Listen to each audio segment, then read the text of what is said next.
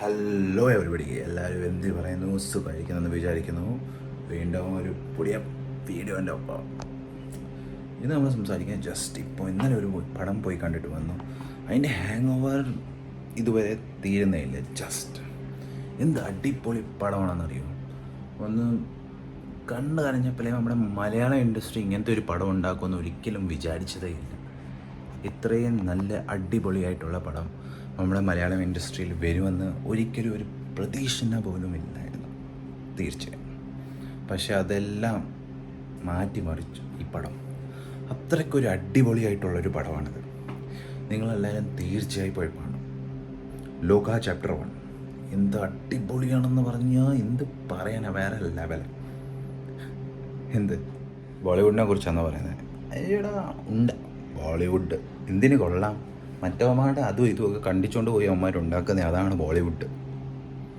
നമ്മുടെ ഏറ്റവും ഒറിജിനലായിട്ടുള്ള നല്ല അടിച്ച് പൊളിച്ച് ഒരു സെക്കൻഡ് കൂടെ ബോറാകത്തില്ല, അത്ര എൻ്റർടൈൻ ആയിട്ടുള്ള ആക്ഷനാണെങ്കിൽ ചോദിക്കുക വേണ്ട. VFX വേറെ ലെവല്. ഹോളിവുഡിന് എന്ത് പറയുന്നേ, ഹോളിവുഡിന് വരെ നല്ലതായിട്ട് പണി കൊടുത്തു. അത്രയ്ക്കൊരു നല്ല അടിപൊളിയായിട്ടുള്ള പടമാണ് ഗൈസ്. നിങ്ങൾ കാണണം തീർച്ചയായും. ജസ്റ്റ് മിസ് ചെയ്യല്ലേ തീർച്ചയായും. ഈ പടം കണ്ടില്ലെങ്കിൽ വേറെ കാണാൻ പോകുന്ന ഒരു പടവും കൊള്ളില്ല.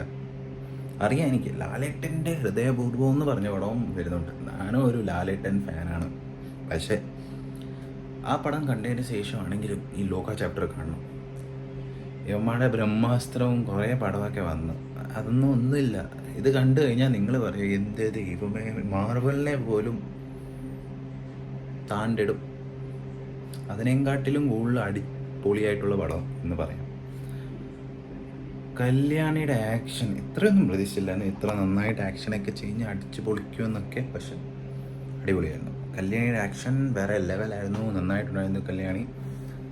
ആൻഡ് ആടെ പ്രൊഡക്ഷനാണ്, ദുൽഖറിൻ്റെ പ്രൊഡക്ഷനും ഡയറക്ഷനും.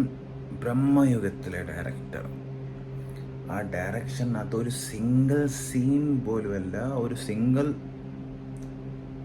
മൂമെൻ്റ് പോലും നിങ്ങൾ ബോറടിക്കില്ല. അത്രയ്ക്ക് എൻ്റർടൈൻമെൻറ്റ് ഉള്ള പടമാണ്. വേറെ ലെവലെന്ന് പറഞ്ഞാൽ വേറെ ലെവല്.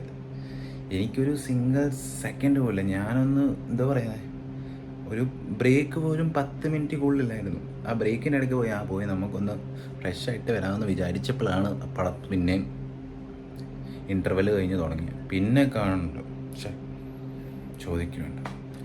ലാസ്റ്റിലൊരു പോസ്റ്റ് ക്രെഡിറ്റ് സീൻ കൂടെ ഉണ്ട്, അതുകൂടെ കാണണം.